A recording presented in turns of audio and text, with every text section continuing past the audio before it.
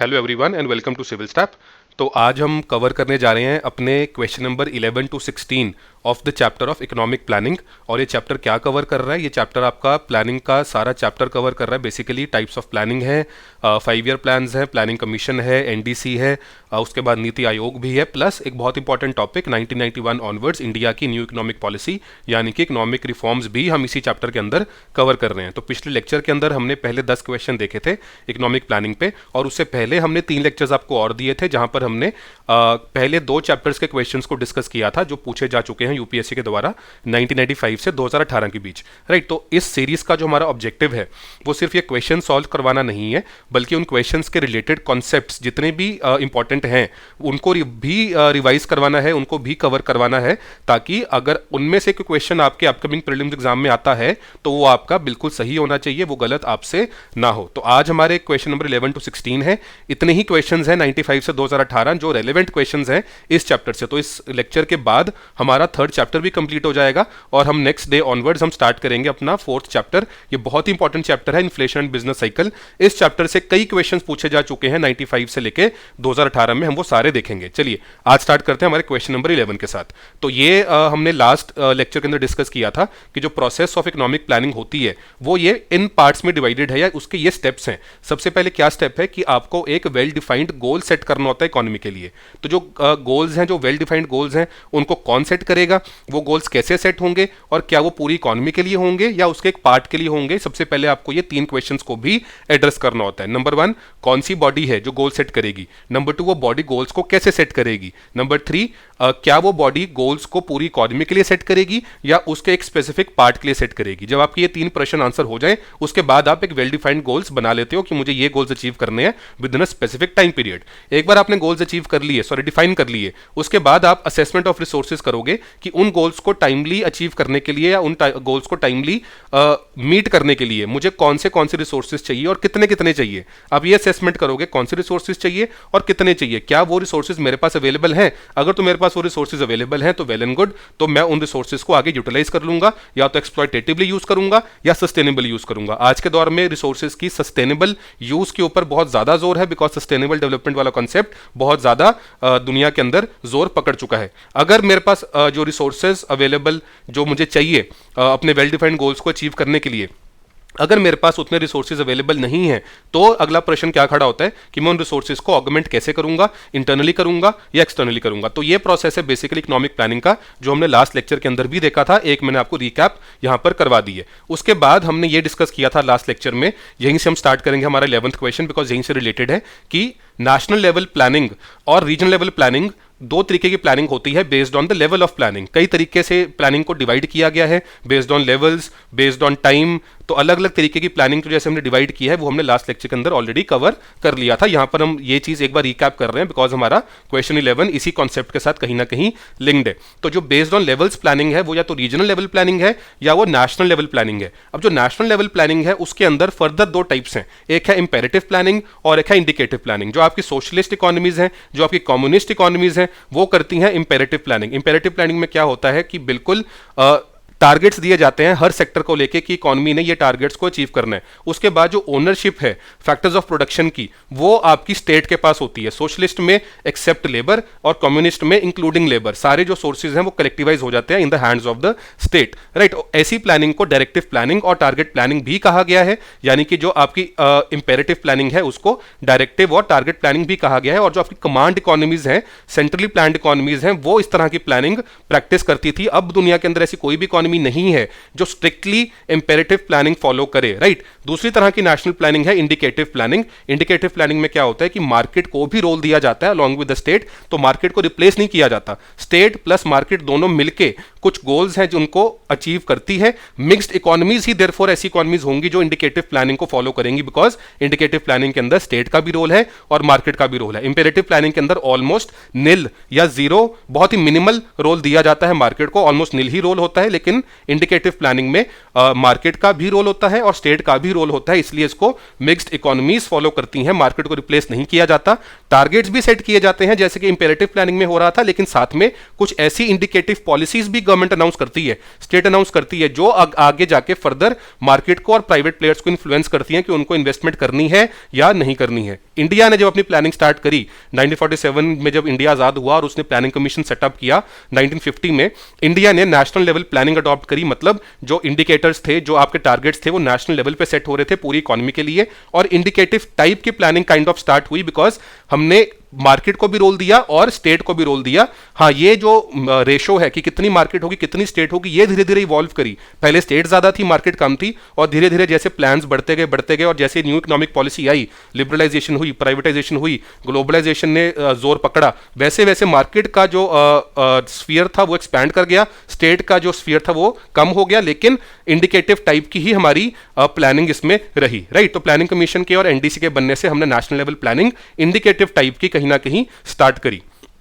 एक बार एक डिस्कस कर लें इस चीज को कि 1947 में जब देश आजाद हुआ, अप टिल 1991 जब इंडिया ने बीओपी क्राइसिस यानी कि balance of payment crisis face किया, तब तक की एक समरी डिस्कस कर लेते हैं, टाइमलाइन डिस्कस कर लेते हैं। हमने आपको पहले बता दिया है कि इंडिया ने आजादी के बाद एक मिक्स्ड इकोनॉमी फ्रेमवर्क चूज किया, मतलब ना तो इंडिया प्योर कैपिटलिस्टिक था, ना इंडिया प्योर सोशलिस्टिक था, तो इंडिया कहीं ना कहीं कैपिटलिज्म और सोशलिज्म का मिक्सचर था, तो इंडिया को मिक्स्ड इकोनॉमी मॉडल कहा गया। इंडिया ने मिक्स्ड इकोनॉमी फ्रेमवर्क चूज किया। इंडिया ने सेटअप किया प्लानिंग कमीशन मार्च 1950 में to carry out national level planning. तो जो प्लानिंग कमीशन था वो एक extra constitutional non statutory body थी, जिसको ये काम सौंपा गया कि आप नेशनल लेवल के ऊपर प्लानिंग करो। एनडीसी को भी सेटअप किया गया, यानी कि नेशनल डेवलपमेंट काउंसिल भी बनाई गई 1952 में। इसका क्या काम था, बिकॉज जो प्लानिंग कमीशन ने प्लान बनाने थे वो प्लान इंप्लीमेंट अल्टीमेटली कहां पर होने हैं, वो राज्यों के अंदर होने हैं, वो स्टेट्स के अंदर होने हैं, और स्टेट्स में जो डेमोक्रेटिकली इलेक्टेड लीडर्स हैं वो सीएम्स हैं, तो सीएम्स का ऑन बोर्ड होना बहुत जरूरी है उस प्लान की इफेक्टिव इंप्लीमेंटेशन के लिए, उस प्लान के सक्सेसफुल इंप्लीमेंटेशन के लिए। इसलिए एनडीसी को कॉन्स्टिट्यूट किया गया, जिसकी कंपोजिशन में जो हमारे प्रधानमंत्री हैं वो इसके चेयरमैन बनाए गए, और जो सीएम्स हैं उनको इनके मेंबर्स बनाया गया, ताकि कोऑपरेटिव फेडरलिज्म हो सके। जो प्लानिंग कमीशन बना रही है एनडीसी उसको अप्रूव कर सके, ऑन बोर्ड आ सके, ताकि जो प्लान बनाया गया है वो अच्छे से इंप्लीमेंट हो सके, उसको उस प्लान का सक्सेस इंश्योर हो सके। यहां पर यह जानना बहुत जरूरी है कि जो प्लान्स प्लानिंग कमीशन ने बनाने थे, या जो इंडियन प्लानिंग सिस्टम ने प्लान्स के थ्रू चीजें अचीव करनी थी या कुछ टारगेट्स रखे थे, वो ऑब्जेक्टिव्स क्या थे। वो ये ऑब्जेक्टिव्स थे 4, ये आपकी एनसीईआरटी बुक के अंदर +1 वाली जो है इंडियन इकोनॉमी वाली बुक, उसके अंदर दिए हुए हैं। ये 4 जो गोल्स हैं ये बहुत ज्यादा इंपॉर्टेंट है, यहां से क्वेश्चन पूछा जा सकता है, इसलिए आपको ये याद रखने हैं। जो हमारे गोल्स थे इंडियन प्लानिंग के या इंडियन 5 ईयर प्लान्स के, बिकॉज हमारी प्लानिंग हुई 5 ईयर प्लान्स के रूप में, उसके गोल्स क्या थे। नंबर 1 था ग्रोथ। ग्रोथ ही नहीं, मतलब सस्टेन्ड ग्रोथ। सस्टेन्ड ग्रोथ का मतलब कि आपकी इकोनॉमी की प्रोडक्टिव कैपेसिटी, यानी कि the ability to produce goods and services should increase over a period of time. तो ग्रोथ आपकी रैपिड होनी चाहिए, ग्रोथ आपकी सस्टेन्ड भी होनी चाहिए। तो ये एक गोल था 5 ईयर प्लान्स का, पहला गोल था ग्रोथ। दूसरा जो गोल था दैट वाज मॉडर्नाइजेशन। तो मॉडर्नाइजेशन के अंदर एक तो आती है टेक्नोलॉजी, कि किस टेक्नोलॉजी को यूज करके आप गुड्स एंड सर्विसेज प्रोड्यूस कर रहे हो, उसमें धीरे धीरे सुधार होना चाहिए। दूसरा इसके अंदर सोशल मॉडर्नाइजेशन भी आती है, मतलब मॉडर्नाइजेशन ऑफ आइडियाज भी आते हैं, कि सोशल आउटलुक बदले। एग्जाम्पल के तौर पर कि फीमेल की और मेल की वेजेस सेम होनी चाहिए, तो ये वाली मॉडर्नाइजेशन भी हमारे 5 ईयर प्लान्स के गोल के अंदर था। तीसरा जो गोल था दैट वाज सेल्फ रिलायंस। तो पहले 7 5 ईयर जो प्लान्स थे ऑलमोस्ट 1989 1990 तक, उन्होंने इस मोटिव के ऊपर, इस गोल के ऊपर, सेल्फ रिलायंस के गोल के ऊपर काफी ज्यादा स्ट्रेस दिया, राइट। इन्होंने कहा कि हमें उन चीजों को हमें उन गुड्स एंड सर्विसेज को इंपोर्ट नहीं करना चाहिए जो कि इंडिया के अंदर प्रोड्यूस हम खुद से कर सकते हैं। इंपोर्ट सब्सटीट्यूशन होनी चाहिए सेल्फ रिलायंस को अचीव करने के लिए। तो पहले 7 प्लान्स ने इस सेल्फ रिलायंस वाली चीज के ऊपर काफी ज्यादा फोकस दिया। इसका हमें कुछ फायदा भी हुआ, कुछ नुकसान भी हुआ, लेकिन जैसे ही 8th प्लान आया, आप याद रखिए कि 1990 के बाद 1991 में बीओपी क्राइसिस, 8th प्लान आया तो न्यू इकोनॉमिक पॉलिसी आ चुकी थी, तब इस वाले गोल को इतनी इंपॉर्टेंस नहीं मिली। सेल्फ रिलायंस को हमारी इकोनॉमी, इंडियन इकोनॉमी कहीं ना कहीं ओपन अप कर गई, एफडीआई यानी स्टार्ट हुई, इंपोर्ट्स एक्सपोर्ट्स को बढ़ोतरी मिली, राइट। तो सेल्फ रिलायंस हमारा इनिशियली 7 5 ईयर प्लान्स का बहुत इंपॉर्टेंट ऑब्जेक्टिव या गोल रहता था। फोर्थ था इक्विटी। हमने कहीं ना कहीं पिछले लेक्चर्स के अंदर पढ़ा है कि इकोनॉमिक ग्रोथ अलग होती है और इकोनॉमिक डेवलपमेंट अलग होती है। इकोनॉमिक ग्रोथ एक क्वांटिटेटिव कॉन्सेप्ट है जिसके थ्रू आपकी इकोनॉमी की प्रोडक्टिव कैपेसिटी बढ़ती है, the ability to produce goods and services increase करती है। लेकिन सिर्फ इकोनॉमिक कैपेसिटी बढ़ना, सिर्फ इकोनॉमिक ग्रोथ होना सफिशिएंट नहीं है, उस इकोनॉमिक ग्रोथ की डिस्ट्रीब्यूशन भी होना, इक्विटेबल डिस्ट्रीब्यूशन होना, इंक्लूसिव ग्रोथ होना, सबका साथ सबका विकास इंश्योर करना भी उतना ही जरूरी है जितना कि इकोनॉमी की कैपेसिटी को बढ़ाना जरूरी है। हमने ये भी ट्रू एंड फॉल्स में डिस्कस किया था कि economic growth is a pre condition for economic development. This statement was true, economic growth automatically leads to economic development. This statement was false because जरूरी नहीं है कि किसी देश की अगर इकोनॉमिक ग्रोथ हो रही है तो उसकी इंक्लूसिव ग्रोथ यानी कि ह्यूमन डेवलपमेंट यानी कि इकोनॉमिक डेवलपमेंट यानी कि इक्विटेबल ग्रोथ या इक्विटी भी इंश्योर हो ही जाएगी। ये डिपेंड करता है कि जो इकोनॉमिक ग्रोथ हो रही है उसकी डिस्ट्रीब्यूशन कैसे हो रही है, वो अच्छी हो रही है कि नहीं हो रही है। तो ये भी हमारे 5 ईयर प्लान्स का गोल था कि सिर्फ ग्रोथ नहीं बल्कि इक्विटेबल ग्रोथ हो, इक्विटी भी इंश्योर हो, ताकि जो बेनिफिट्स हैं इकोनॉमिक प्रॉस्पेरिटी के वो पुअर सेक्शंस तक, पिछड़े वर्ग तक भी पहुंच जाएं। ऐसा ना हो कि सिर्फ अमीर लोग ही उसके बेनिफिट्स उठाएं और गरीब लोग पीछे ही रह जाएं। राइट, तो ये आपको ये 4 गोल्स अच्छे से याद रखने हैं हमारे इंडियन 5 ईयर प्लान्स के। एक है ग्रोथ, सेकंड है मॉडर्नाइजेशन, थर्ड है सेल्फ रिलायंस और फोर्थ है इक्विटी। राइट, अब आते हैं हमारे फर्स्ट क्वेश्चन के ऊपर।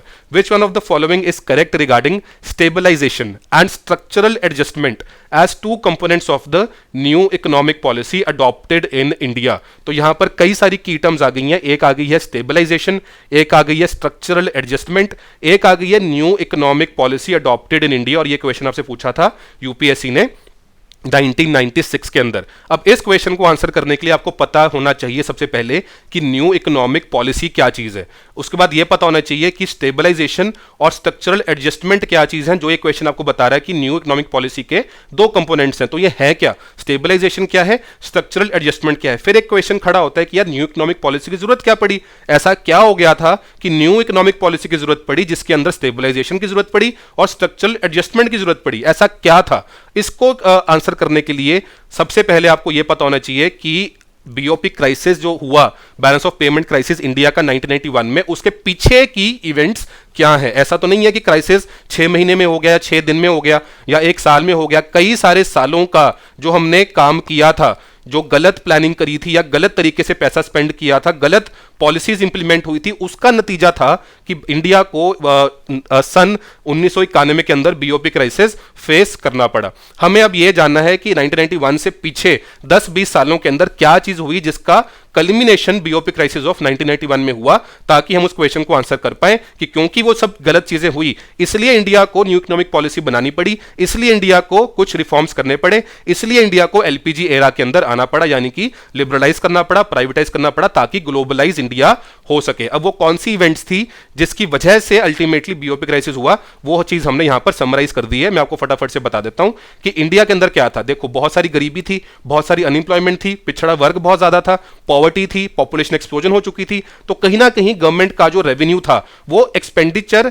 जो गवर्नमेंट का एक्सपेंडिचर था वो रेवेन्यू से बहुत ज्यादा हो रहा था, कि गवर्नमेंट के पास रेवेन्यू कम आ रहा था, मतलब इनकमिंग पैसा कम था और एक्सपेंडिचर जो था वो ज्यादा था। क्यों ऐसा था? बिकॉज रेवेन्यू कहां से आएगा गवर्नमेंट के पास? गवर्नमेंट के पास या तो टैक्स सोर्सेज होंगे या नॉन टैक्स सोर्सेज होंगे। अब टैक्स सोर्सेज के थ्रू इनकम को एक लेवल से ऊपर बढ़ाना बहुत मुश्किल है, बिकॉज आप टैक्स रेट को 100% तो कर नहीं सकते कि जितनी भी इनकम कोई कमा रहा है आप सारी की सारी इनकम उसकी ले लो। और इनकम कमाएंगे लोग कब? टैक्स इनकम कब बढ़ेगी? जब लोग कमाएंगे। और लोग कमाएंगे कब? जब उनके पास इंप्लॉयमेंट होगी, जब उनके पास बहुत अच्छी इंप्लॉयमेंट होगी, उनके पास कुछ सेविंग्स बचेंगी, राइट, तभी उनके ऊपर टैक्स लगा के पैसा कमाया जा सकता है। लेकिन इंडिया का तो बहुत ज्यादा बुरा हाल था, पॉवर्टी बहुत ज्यादा थी, अनएम्प्लॉयमेंट हम कह रहे हैं कि ज्यादा थी, पॉपुलेशन एक्सप्लोजन हो गई थी। इसलिए जो गवर्नमेंट था, गवर्नमेंट ने अपनी सोशल सेक्टर स्पेंडिंग को बढ़ाते हुए रेवेन्यू का ध्यान नहीं रखा बल्कि स्पेंडिंग बढ़ा दी। उससे क्या हुआ? डेफिसिट हो गया। प्लस गवर्नमेंट ज्यादा जनरेट पैसा इंटरनली भी नहीं कर पाई फ्रॉम टैक्सेशन। उसके बाद जो गवर्नमेंट ने कैपिटल इंडस्ट्री सेटअप करवाई थी, सेकंड प्लान में आपको याद होगा कि इंडस्ट्रियलाइजेशन के ऊपर, basic industries, capital goods industries के ऊपर बहुत ज्यादा फोकस था और गवर्नमेंट ने धीरे धीरे बहुत सारी पब्लिक सेक्टर अंडरटेकिंग्स भी लॉन्च करी, भी बनाई, जिनको अल्टीमेटली व्हाइट एलिफेंट भी कहा गया, कि वो बहुत बड़ी बड़ी तो बन गई लेकिन वो बहुत ज्यादा प्रॉफिट्स नहीं कर पाई, उनमें बहुत ज्यादा एफिशिएंसी नहीं थी, उनमें से बहुत ज्यादा गवर्नमेंट को इनकम जनरेट नहीं हो पाई। तो इनकम जनरेट नहीं हो रही है लेकिन खर्चा ऑन द अदर हैंड बढ़ता जा रहा है, प्रॉब्लम गवर्नमेंट के लिए।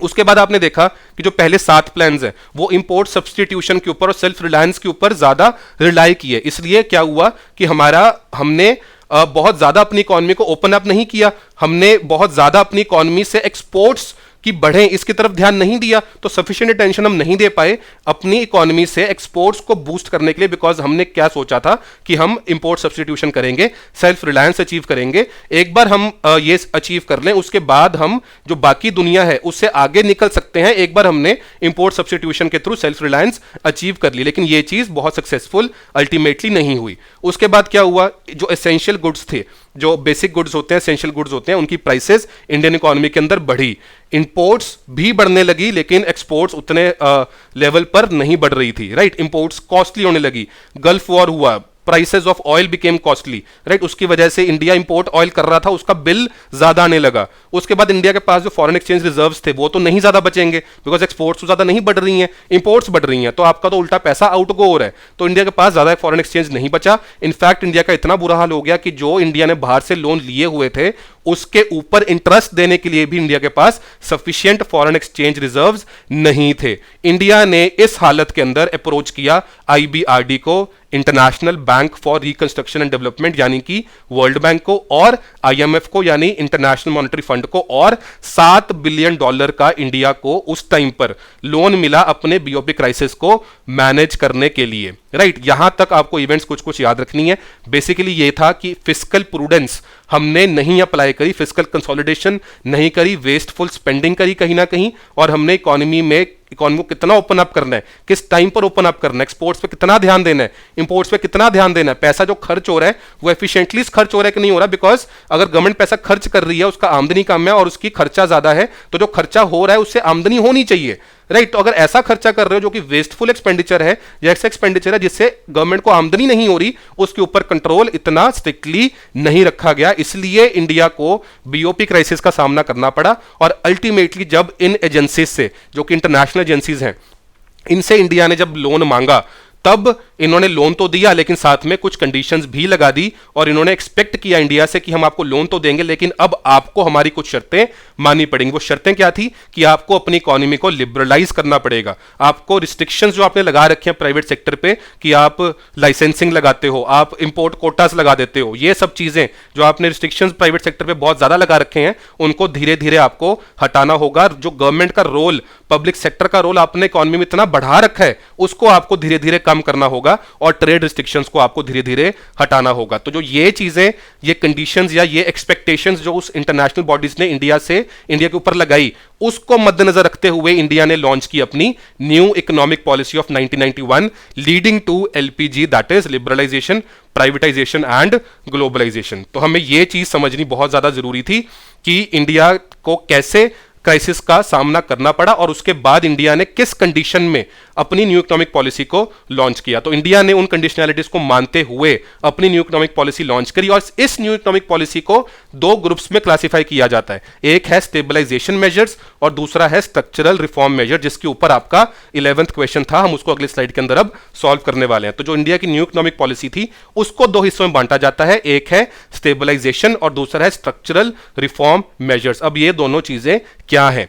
स्टेबलाइजेशन मेजर, नाम के अंदर ही है स्टेबलाइजेशन, बिकॉज BOP क्राइसिस है, आपका फॉरेन एक्सचेंज रिजर्व आपके पास नहीं है, आपके इंपोर्ट्स बढ़ रहे हैं, आपके पास एक्सपोर्ट्स उतने नहीं है, तो सबसे पहले आपको अपनी इकोनॉमी को स्टेबलाइज करना होगा, इमीडिएटली स्टेबलाइज करना होगा कुछ पैसों से अपने BOP क्राइसिस को सॉल्व करके। तो आपको फॉरेन एक्सचेंज मिलेगी, उससे आप अपने इंपोर्ट्स की पेमेंट करोगे, आप अपनी करेंसी को डीवैल्यू करोगे ताकि आपके एक्सपोर्ट अर्निंग्स बढ़े, और आपको अल्टीमेटली कहीं ना कहीं स्टेबलाइज करना है इमीडिएटली। तो जो स्टेबलाइजेशन मेजर्स हैं वो शॉर्ट टर्म मेजर्स हैं, ये लॉन्ग टर्म मेजर्स नहीं है, ये शॉर्ट टर्म मेजर्स हैं, intended to correct some of the weaknesses that have developed in the BOP and to bring inflation under control. Inflation क्यों होगी? बिकॉज आपके इंपोर्ट्स कॉस्टली हो रहे हैं, इंपोर्ट्स कॉस्टली हैं तो धीरे धीरे वो इंपोर्ट्स जहां भी यूज होंगे उनकी कीमतें बढ़ेंगी, तो आपकी अल्टीमेटली इकोनॉमी के अंदर इन्फ्लेशन हो जाएगी। तो स्टेबलाइजेशन मेजर के अंदर एक शॉर्ट टर्म, कई सारे शॉर्ट टर्म मेजर्स होंगे जिसके थ्रू आप अपने BOP क्राइसिस की करेक्शन कर सकते हो। फॉरेन एक्सचेंज आपको मिल गया, आपको बाहर से लोन मिल गया, आपने उसको यूज किया और अपने BOP अकाउंट को स्टेबलाइज किया। उसके बाद जो लॉन्ग टर्म मेजर्स हैं वो हैं आपके स्ट्रक्चरल रिफॉर्म मेजर्स। ये लॉन्ग टर्म क्यों है? बिकॉज इकोनॉमी के स्ट्रक्चर को बदलना शॉर्ट टर्म नहीं हो सकता। ओवरनाइट आपकी इकोनॉमी का ऑक्यूपेशनल स्ट्रक्चर, उसका GDP contribution different different sector से, वो चेंजेस एकदम से नहीं इंप्लीमेंट किया जा सकते, उनको टाइम लगता है। लेकिन स्ट्रक्चरल रिफॉर्म के अंदर ओवरऑल चीजें क्या आ जाएंगी कि इंटरनेशनल कॉम्पिटिटिवनेस उस इकोनॉमी की बढ़े, उसमें हिंड्रेंसेस कम हो, प्राइवेट सेक्टर को उसमें फलने फूलने की उसमें राइट हो, एफिशिएंसी इकोनॉमी की बढ़े, राइट। जो भी रिस्ट्रिक्शंस लगाए जाते हैं वो चीजें कम हो। ये सब चीजें जो स्ट्रक्चरल रिफॉर्म की हैं और जो स्टेबलाइजेशन मेजर्स की हैं, कहीं ना कहीं ये फॉल करती हैं तीन हेड्स में, जिनका नाम है लिबरलाइजेशन, प्राइवेटाइजेशन एंड ग्लोबलाइजेशन। हम इन तीनों चीजों को डिस्कस करेंगे। पहले वो क्वेश्चन नंबर 11 कर लेते हैं, यानी कि आज का क्वेश्चन नंबर 1 कि ये क्वेश्चन क्या है। ये क्वेश्चन है कि which of the following is correct regarding stabilisation and structural adjustment as two components of the new economic policy adopted in India. मैंने आपको बताया कि जो स्ट्रक्चरल एडजस्टमेंट है वो एक लॉन्ग टर्म प्रोसेस है और जो स्टेबलाइजेशन है वो एक क्विक प्रोसेस है। तो structural adjustment is a gradual multi step process while stabilisation is a quick adaptation process. तो कहीं ना कहीं आपका आंसर इसका बी बनता है। आप इसके बाकी वाली ऑप्शंस को भी देखिएगा कि कहीं आपको लगेगा कि बाकी ऑप्शन सेट नहीं बैठ रही हैं। इसका करेक्ट आंसर है ऑप्शन बी, राइट। कई सारी किताबों के अंदर इस वाले क्वेश्चन का आंसर ए दिया हुआ है। मैं मानता हूं कि इस वाले क्वेश्चन का आंसर बी होगा। अगर आपको कहीं भी डाउट है इस क्वेश्चन पर तो जरूर मुझे कमेंट सेक्शन में बताइएगा कि अगर आपको भी लगता है कि आंसर ए होना चाहिए तो मुझे रीजन के साथ जरूर कमेंट सेक्शन में बताइए कि आंसर ए क्यों होना चाहिए। बिकॉज मेरे हिसाब से इसका आंसर बी बनता है। ऑल्दो जिस किताब से हम ये क्वेश्चन देखते हैं प्रीवियस ईयर क्वेश्चन वाले, न्यू विशाल्स हो चाहे दिशा की किताब हो, वहां पर इसका आंसर ए जरूर दिया हुआ है, लेकिन मुझे लगता है इसका आंसर बी बनना चाहिए। जरूर बताइएगा कमेंट सेक्शन में।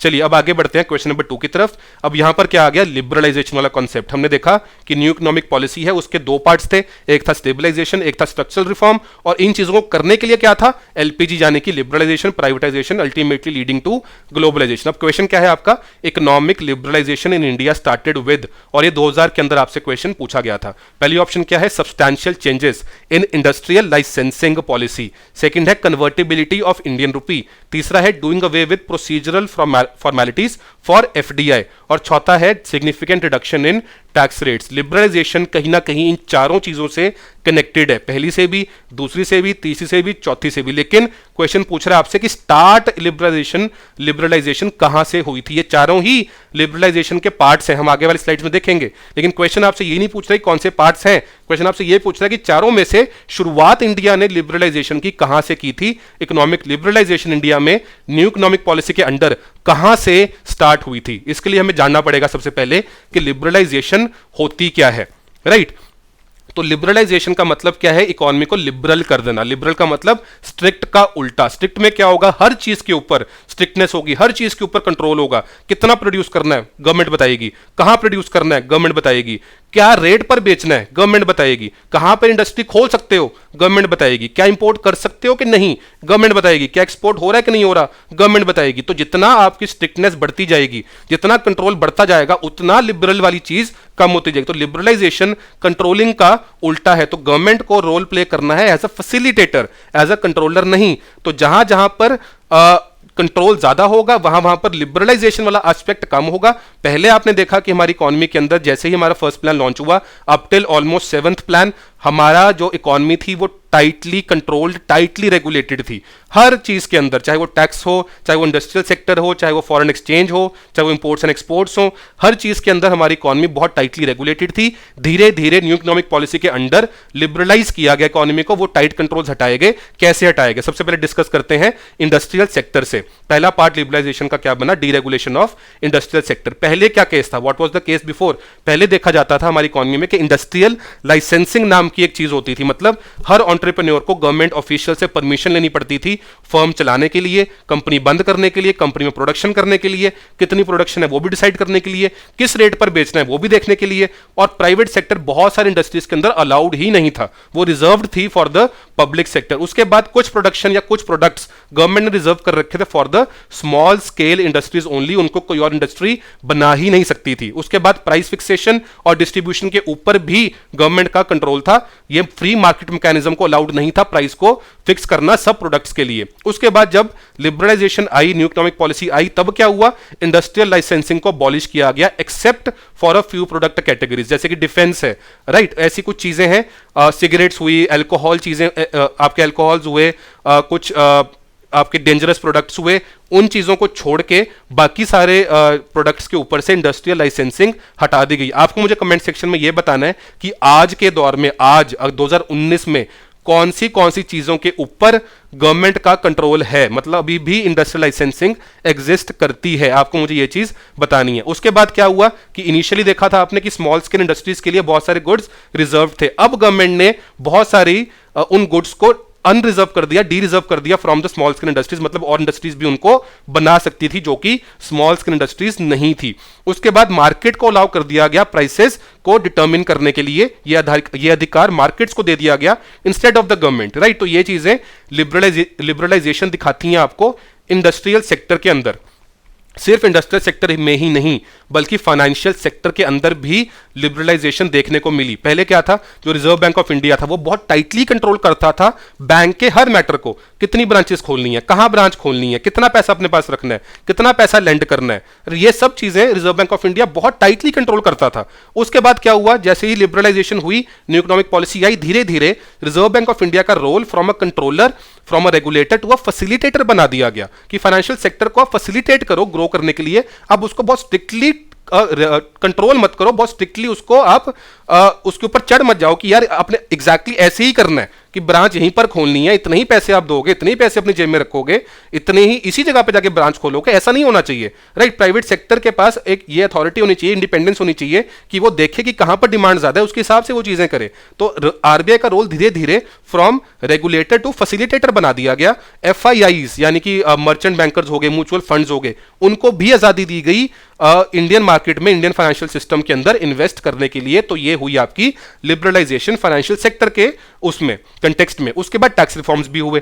पहले क्या था, इनकम टैक्स बहुत हाई था, कॉर्पोरेशन टैक्स बहुत हाई था, आपके टैक्स के जो प्रोसीजर्स थे वो सिंपल नहीं थे, इतने कॉम्प्लेक्स थे कि किसी को समझ में ना आए। उसके बाद जब टैक्स रिफॉर्म्स किए गए लिबरलाइजेशन के अंडर, उसमें क्या हुआ, first of all reduction in tax rate हुआ, बिकॉज गवर्नमेंट को यह चीज समझ में आ गई कि जब तक टैक्स का रेट मॉडरेट नहीं होता, राइट, एक ऑप्टिमम रेट नहीं अचीव होता, तब तक कंप्लायंस को इंश्योर नहीं किया जा सकता। ऐसा जरूरी नहीं है कि जैसे ही जैसे टैक्स रेट बढ़ेगा वैसे वैसे गवर्नमेंट की इनकम भी बढ़ेगी, बिकॉज अगर टैक्स रेट एक हद से ज्यादा बढ़ जाएगा, ऑप्टिमम रेट से ऊपर चला जाएगा, तो लोग टैक्स को इवेड करना स्टार्ट कर देंगे और टैक्स कंप्लायंस हमारा कम हो जाएगा। तो धीरे धीरे गवर्नमेंट ने कहीं ना कहीं टैक्स रेट्स कम किए और टैक्स प्रोसीजर्स को भी बेटर कंप्लायंस के लिए सिंप्लीफाई करना स्टार्ट किया। ये लिबरलाइजेशन हुई टैक्स रिफॉर्म्स के कंटेक्स्ट में। उसके बाद फॉरेन एक्सचेंज रिफॉर्म्स भी किए गए।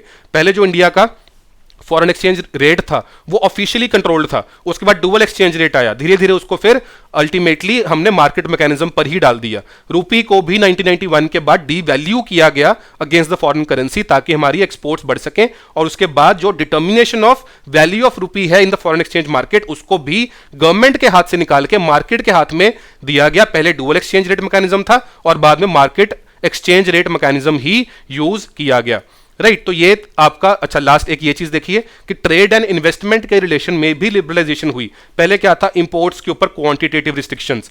क्वांटिटेटिव का मतलब in terms of exact quantity की, हम तो 2 किलो ही इंपोर्ट करेंगे, हम तो 100 यूनिट्स ही इंपोर्ट करेंगे, उसके बाद हम इंपोर्ट नहीं करेंगे। आपको याद होगा कि WTO 2 तरह के बैरियर्स अपने उसमें थ्योरी में देता है, एक है टैरिफ बैरियर्स, एक है नॉन टैरिफ बैरियर्स, राइट। तो ये जो आपके क्वांटिटेटिव रिस्ट्रिक्शंस हैं, ये आपको कहीं ना कहीं ट्रेड को डिस्करेज करते हैं कि मैंने अगर 100 यूनिट्स डिसाइड कर लिया कि मैंने इंपोर्ट किसी प्रोडक्ट एक करने हैं, और जैसे ही वो 100 यूनिट्स अचीव हुए मैं 101वां यूनिट नहीं अब इंपोर्ट करूंगा, राइट। तो कहीं ना कहीं हमारे पहले क्वांटिटेटिव रिस्ट्रिक्शंस थे, हमारे टाइट कंट्रोल थे गवर्नमेंट के इंपोर्ट्स एंड एक्सपोर्ट्स के ऊपर, और जैसे ही न्यू इकोनॉमिक पॉलिसी आई तो ट्रेड एंड इन्वेस्टमेंट के कंटेक्स्ट के अंदर लिबरलाइजेशन कैसे हुई कि डिसमेंटल किए गए वो क्वांटिटेटिव रिस्ट्रिक्शंस, कहीं ना कहीं इंपोर्ट लाइसेंसिंग को अबॉलिश किया गया except hazardous and environmentally sensitive industries. तो इंपोर्ट लाइसेंसिंग को भी अबॉलिश किया गया और क्वांटिटेटिव रिस्ट्रिक्शंस को भी हटाया गया, इंपोर्ट्स एंड एक्सपोर्ट्स को लेके टैरिफ रेट्स को भी कम किया गया और लाइसेंसिंग प्रोसीजर्स को भी रिलैक्स किया गया गया विद रिस्पेक्ट टू इंपोर्ट्स। तो ये चीजें भी साथ साथ में की गई। अब ये चीज थी लिबरलाइजेशन। अब आ गई सेकंड चीज that is privatisation, leading ultimately to the third thing that is globalisation. अब प्राइवेटाइजेशन क्या होती है? प्राइवेटाइजेशन का मतलब क्या है कि ओनरशिप जो है वो किसी प्राइवेट प्लेयर की हो, उसमें गवर्नमेंट ओनरशिप ना हो, राइट? तो it implies nothing but the shedding of the ownership और management of a government owned enterprise. तो जो पीएसयूज थी वो गवर्नमेंट ओन्ड थी। धीरे धीरे गवर्नमेंट ने क्या किया, अपनी ओनरशिप को विड्रॉ करना स्टार्ट कर दिया, राइट? उन्होंने दो तरीके से इस चीज को किया। एक चीज तो ये कि पब्लिक सेक्टर कंपनी ही पूरी की पूरी बेच दी, यानी उसको प्राइवेट ही बना दिया। और सेकंड तरीके से क्या किया कि उससे धीरे धीरे विड्रॉ किया अपनी, फर्स्ट ऑफ ऑल ओनरशिप को डाइल्यूट करना स्टार्ट किया। अगर पहले गवर्नमेंट 100% की ओनर थी तो 74% की ओनर बन गई, 51% की ओनर बन गई। धीरे धीरे उसने अपनी शेयर को डिसइन्वेस्ट करना स्टार्ट किया। तो डिसइन्वेस्टमेंट टर्म यहां पर बहुत ज्यादा इंपॉर्टेंट हो जाती है कि privatisation of public sector enterprises by selling of a part of the equity by the government. तो अगर गवर्नमेंट के पास 100% इक्विटी किसी पब्लिक सेक्टर एंटरप्राइज की है और उसने अपनी 10% इक्विटी को ऑफलोड कर दिया in the form of shares to the public, now it has disinvested 10% of its holding in the company, right? तो अब इसको डिसइन्वेस्टमेंट टर्म को भी आपने अच्छे से याद रखना है। तो ये चीज क्यों कही गई, प्राइवेटाइजेशन को दिमाग में क्यों रखा गया? बिकॉज ये माना गया कि जो पब्लिक सेक्टर अंडरटेकिंग्स हैं वो बहुत ज्यादा इनएफिशिएंट हो गई हैं, वो प्रॉफिट्स नहीं कर रही हैं ज्यादा। जिस दिमाग से, जिस सोच से हमने पीएसयू सेटअप करी थी, उन्होंने उस चीज को बहुत हद तक अचीव नहीं किया। क्या सोच के सेटअप करी थी कि ये मॉडल्स बनेंगी एम्प्लॉयमेंट में, टेक्नोलॉजी में, एफिशिएंसी में, वो चीजें नहीं हुई। कहीं ना कहीं देखा गया कि इन अंडरटेकिंग्स के अंदर इनएफिशिएंसी क्रीप इन कर गई है। तो जैसी ये चीज देखी गई तो ये सोचा कि जब प्राइवेट सेक्टर पार्टिसिपेशन आएगी, इसके अंदर एफिशिएंसी बढ़ेगी, टेक्नोलॉजिकल ब्रेक थ्रूज होंगे, टेक्नोलॉजिकल अपग्रेडेशन होगी और इनकी ओवरऑल जो वर्किंग है पीएसयूज की वो इंप्रूव होगी। इसलिए गवर्नमेंट ने प्राइवेटाइजेशन की तरफ कहीं ना कहीं ध्यान दिया, ultimately leading to globalisation. Globalisation का मतलब क्या है कि जब लिबरलाइजेशन होगी, इंपोर्ट एक्सपोर्ट रिस्ट्रिक्शंस हटेंगी, एफडीआई अलाउड होगी, एफआईआई अलाउड होगी, कंट्रोल्स हटेंगे, तब क्या होगा, प्राइवेट इन्वेस्टमेंट बाहर से भी आएगी और उस नेशन के अंदर से भी होगी और आपकी इकोनॉमीज आपस में कहीं ना कहीं इंटरकनेक्ट करेंगी, लिंक्स बनेंगे। इसी चीज को तो हम ग्लोबलाइजेशन बोलते हैं कि एक नेशन का जो कुछ भी उसके अंदर हो रहा है उसका इंपैक्ट पूरी दुनिया के ऊपर हो जाए, बाकी दुनिया के अंदर जो हो रहा है उसका इंपैक्ट उस देश के ऊपर हो जाए, सब आपस में इंटरकनेक्ट हो जाए, स्पेशली इकोनॉमिकली, राइट? तो ये ग्लोबलाइजेशन को अल्टीमेटली लीड करती हैं आपकी पहली वाली दो स्ट्रैटेजीज, यानी कि लिबरलाइजेशन एंड प्राइवेटाइजेशन। अब उस क्वेश्चन के ऊपर वापस आते हैं कि इकोनॉमिक लिबरलाइजेशन आपने समझ ली कि क्या है। इट स्टार्टेड विद ए, यानी कि substantial changes in industrial licensing policy. तो ये चीज थी जो सबसे पहले हुई थी, ऑल्दो बाकी की तीनों चीजें भी लिबरलाइजेशन के अंदर कहीं ना कहीं देखने को मिली हैं। आपने ये भी पढ़ लिया टैक्स वाली चीज में कि सिग्निफिकेंट रिडक्शन भी टैक्स रेट्स में हुई। आपने ये भी देख लिया कि फॉरेन इन्वेस्टमेंट को भी बढ़ाया गया। आपने ये भी देख लिया कि इंडियन रुपये को कन्वर्टेबल भी किया गया करंट अकाउंट के ऊपर धीरे धीरे। लेकिन सबसे पहले क्या चीज हुई थी, इंडस्ट्रियल लाइसेंसिंग पॉलिसी के अंदर सब्सटैंशियल चेंजेस किए गए थे। लाइसेंसिंग वाले प्रोसीजर को हटाया गया था, लाइसेंस लेने वाली जो चीज थी पहले कंट्रोल था उसको बंद किया गया, except for a few reserved industries, right? तो ये चीज करी गई। अगला क्वेश्चन देखते हैं। अब ये भी आपका लिबरलाइजेशन के साथ ही लिंक्ड है, इसके ऊपर ही बेस्ड है। ए दिया गया है यानी कि असर्शन और आर दिया गया है यानी कि रीजन। आपको ये ए बी सी डी में से इसका आंसर बताना है। असर्शन पढ़ लेते हैं पहले।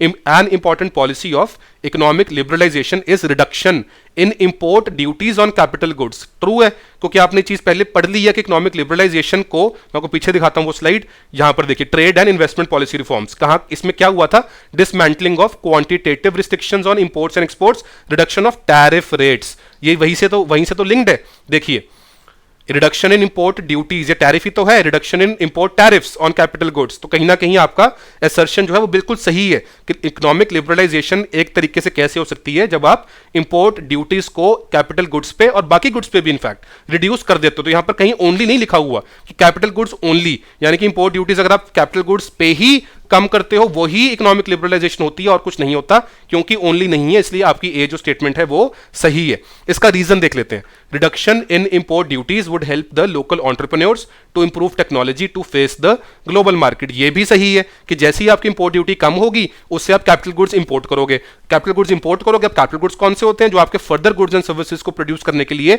यूज होते हैं। अगर आपके कैपिटल गुड्स अच्छे इंपोर्ट होंगे, अच्छी टेक्नोलॉजी वाले आपके इंपोर्ट होंगे, तो आपको क्या मिलेगा, आपकी प्रोडक्शन भी एफिशिएंट होगी, अच्छी टेक्नोलॉजी यूज करके आपकी प्रोडक्शन भी अच्छी मानी जाएगी और आप इंटरनेशनल कंपटीशन फेस कर सकोगे, राइट। तो आपका ए भी ट्रू है और आर भी ट्रू है। अब आपको यह देखना है कि आर ए का करेक्ट एक्सप्लेनेशन है या नहीं है, राइट। तो यहां पर क्या था, important policy instrument of economic liberalisation is reduction in import duties on capital goods, और आर था आपका कि reduction in import duties would help the local entrepreneurs to improve technology to face the global market. तो कहीं ना कहीं are आपका ए का एक्सप्लेनेशन भी है। तो आपका करेक्ट आंसर क्या बना, ए भी ट्रू है, आर भी ट्रू है, और आर ए का करेक्ट एक्सप्लेनेशन भी है कि इंपोर्ट ड्यूटीज कैपिटल गुड्स पे कम करने से क्या होगा, इंप्रूव टेक्नोलॉजी इंप्रूव होगी।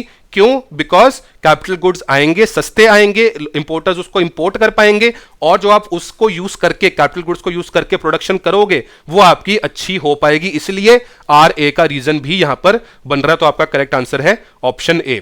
अगला क्वेश्चन देख लेते हैं, क्वेश्चन नंबर 4। ये भी लिबरलाइजेशन पर ही आधारित था और ये 2017 में पूछा गया था, इसलिए आपको ये नहीं रखना कि यार लिबरलाइजेशन तो हुई थी 1991 में, इसका क्वेश्चन अब नहीं आएगा। ये क्वेश्चन आ सकता है अब भी, इसलिए मैंने आपको कॉन्सेप्ट्स प्लानिंग के, ऑल दो बड़े डल कॉन्सेप्ट्स हैं, बहुत ज्यादा अच्छे कॉन्सेप्ट्स, बहुत इंटरेस्टिंग कॉन्सेप्ट्स नहीं है, लेकिन मैंने पूरी कोशिश की है कि जितना इंटरेस्टिंग हो सके उतने बने, ताकि आप इनको दिमाग में रखो और आपका क्वेश्चन गलत ना हो। तो आपको 4 चीजें दी गई हैं, आपसे ये पूछा गया है कि कौन सी इनमें से, इन चारों में से कौन सी चीजें हुई हैं after liberalisation of Indian economy in 1991। ये 2017 में क्वेश्चन आया था। पहली चीज क्या है कि share of agriculture in GDP increased enormously. यह चीज तो नहीं हुई है, उल्टा शेयर ऑफ एग्रीकल्चर जीडीपी के अंदर कहीं ना कहीं कम ही हुआ है। इसको हम कहीं ना कहीं अपना जीडीपी का स्ट्रक्चरल चेंज भी मानते हैं, राइट। ऑल्दो इंडिया सीधा एग्रीकल्चर से सर्विसेज की तरफ शिफ्ट हो गया, मतलब कि पहले सबसे ज्यादा जीडीपी कहां से मिलती थी हमें, एग्रीकल्चर से, अब कहां से मिलती है, सर्विसेज से। जबकि जो बाकी नेशंस हैं, मोस्ट ऑफ द नेशंस, वो कैसे प्रोग्रेस करते हैं, सबसे पहले जीडीपी आपकी सबसे ज्यादा कहां से आती है, एग्रीकल्चर से, फिर आती है मैन्युफैक्चरिंग से यानी कि इंडस्ट्री से, फिर आती है सर्विसेज से। इंडिया ने मैन्युफैक्चरिंग को बाईपास करते हुए सीधा एग्रीकल्चर से जंप मारी सर्विसेज के ऊपर, जिसके कुछ पॉजिटिव और नेगेटिव कॉनोटेशंस दोनों है, लेकिन यहां पर वो स्कोप ऑफ डिस्कशन नहीं है। लेकिन आपका जो फर्स्ट यहां पर दी गई है वो चीज गलत है, बिकॉज लिबरलाइजेशन के बाद कहीं ना कहीं ये देखा गया कि एग्रीकल्चर का शेयर बढ़ा नहीं, उल्टा कम ही हुआ है हमारे जीडीपी के अंदर। इसलिए 1 आपकी स्टेटमेंट में आंसर में नहीं आना चाहिए। तो आपका आंसर ना तो ए होगा और ना ही डी होगा। अब आप देखिए कि बी और सी में 2 और 3 दोनों है, मतलब आपको भी सिर्फ 4 चेक करना है, राइट, क्योंकि 2 और 3 तो दोनों के अंदर है, तो ये तो होगा ही होगा, आपको 4 चेक करना है। लेकिन फिर भी एक बार देख लेते हैं 2 में क्या है कि share of India's exports in world trade increase. ये सही है कि जैसे इंडिया ने लिबरलाइजेशन करी, इंपोर्ट टैरिफ्स हटाए, एक्सपोर्ट्स को बढ़ाया, क्वांटिटेटिव रिस्ट्रिक्शंस को कम किया, वैसे ही इंडिया के इंपोर्ट भी और एक्सपोर्ट दोनों ही बढ़े ओवरऑल वर्ल्ड ट्रेड के अंदर। उसके बाद एफडीआई फ्लोज भी बढ़े हैं, ये भी ट्रू है, और इंडिया के फॉरेन एक्सचेंज रिजर्व्स भी बहुत ज्यादा इंक्रीज किए एनॉर्मसली। यहां पर बिल्कुल सही है, बिकॉज इंडिया के पास आपको याद होगा 1991 में रिजर्व्स बचे ही नहीं थे, 2 हफ्ते की इंपोर्ट के लिए सिर्फ पैसा बचा था, लेकिन अब इंडिया के पास बिलियंस ऑफ डॉलर्स के रिजर्व्स होते हैं। तो इंडिया का foreign exchange reserves enormously increase किया। तो करेक्ट आंसर क्या बना, ऑप्शन बी, यानी कि 2, 3 एंड 4 ओनली, 1 आपके आंसर के अंदर नहीं आएगा। अब यहां पर देखिए, since 1980 the share of the tertiary sector in the total GDP of India, tertiary का मतलब सर्विसेज वाला sector, in the total GDP of India has, ये भी कहीं ना कहीं आपका जो क्वेश्चन है वो प्लानिंग से और बाद में 90 ऑनवर्ड्स लिबरलाइजेशन से रिलेटेड है, बिकॉज ये क्वेश्चन पूछा गया था 1999 में। आपने ये चीज, जहां पर इस क्वेश्चन को देख के मुझे एक पॉइंट याद आया, आपको दिमाग में ये नहीं रखना कि लिबरलाइजेशन बिल्कुल 1991 से ही स्टार्ट हुई है, उससे पहले हमने लिबरलाइजेशन करी ही नहीं, ऐसा ट्रू नहीं है। कहीं ना कहीं लिबरलाइजेशन की जो साइंस हैं वो 1980s या लेट 1980s में ही स्टार्ट हो गए थे दिखने। कहीं ना कहीं इंडस्ट्रियल लाइसेंसिंग पीछे पीछे को आनी स्टार्ट हो गई थी, कहीं ना कहीं रिस्ट्रिक्शंस इंपोर्ट्स के ऊपर कम होने स्टार्ट हो गए थे, लेकिन जो एग्जैक्टली माना जाता है वो न्यू इकोनॉमिक पॉलिसी मानी जाती है, बिकॉज वो जो चीजें पहले हो रही थी वो एक ब्रॉड पॉलिसी के अंदर नहीं थी, वो कहीं ना कहीं पीस मील अप्रोच थी। जो एक पूरी कॉम्प्रिहेंसिव अप्रोच पाई गई वो पाई गई 1991 ऑनवर्ड्स। लेकिन इसका मतलब ये नहीं है कि 91 से पहले कहीं कोई लिबरलाइजेशन नहीं थी, हाँ थी, कम थी, उतनी नहीं थी। 1991 के बाद ज्यादा उसका क्वांटम बढ़ा। तो share of services sector India के जीडीपी में कहीं ना कहीं बढ़ा है सिंस 1980, अब भी बढ़ ही रहा है, राइट। तो अब आज के जीडीपी के अंदर भी, इंडिया के जीडीपी के अंदर सबसे ज्यादा जो जीडीपी कंट्रीब्यूट करता है सेक्टर वो है टर्शरी सेक्टर यानी कि सर्विसेज सेक्टर, राइट। उसके बाद आज का लास्ट क्वेश्चन देखते हैं। ये बहुत इंपॉर्टेंट क्वेश्चन है, आपको ध्यान से सॉल्व करना है। 1995 में आया था, लेकिन ये आज भी ये क्वेश्चन आपसे पूछा जा सकता है, इसके अंडरलाइन कॉन्सेप्ट आज भी इंपॉर्टेंट है। ये क्वेश्चन क्या पूछ रहा है आपसे कि one of the reasons for India's occupational structure remaining more और less the same over the years has been that.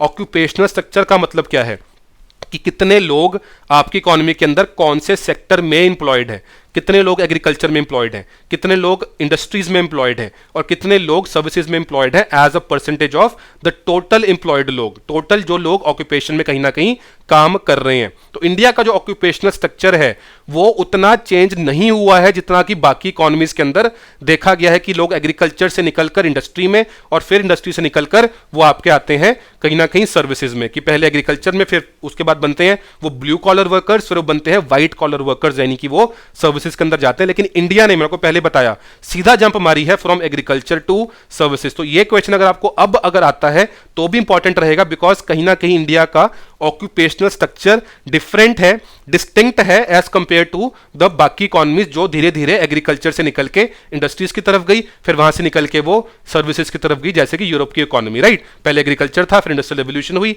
Industries आई, फिर वो सर्विस सेक्टर ओरिएंटेड इकोनॉमी बनी। तो ये क्वेश्चन आपको, इसके ऑप्शंस देखते हैं। इसका रीजन क्या है कि इंडिया का ऑक्यूपेशनल स्ट्रक्चर मोर और लेस सेम रहा है over the years. Investment pattern has been directed towards capital intensive industries. Productivity in agriculture has been high enough to induce people to stay with agriculture. Ceiling on land holdings have enabled more people to own land and hence the preference to stay with agriculture. People are largely unaware of the significance of transition from agriculture to industry for economic development. ध्यान से पहले एक एक statement को देखते हैं।